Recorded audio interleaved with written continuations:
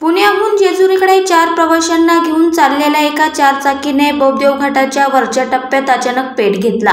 चालकाने प्रसंगावधान दाखवत प्रवाशांना त्वरित उतरवल्याने 4ही प्रवाशांचा जीव वाचला। मंगळवारी सकाळी 9:30च्या सुमारास एका खासगी कंपनीतील 4 जण जेजुरीकडे निघाले होते।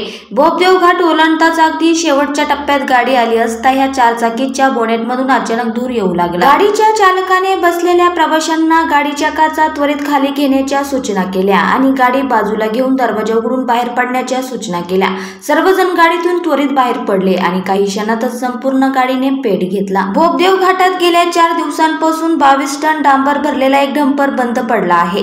त्या डंपर पासून अवघ्या 7 ते 8 फुटावर ही चारचाकी गाडी जळत होती। चुकून या डंपरला आग लागली असती तर संपूर्ण डोंगर परिसरात वणवा पेटला असता।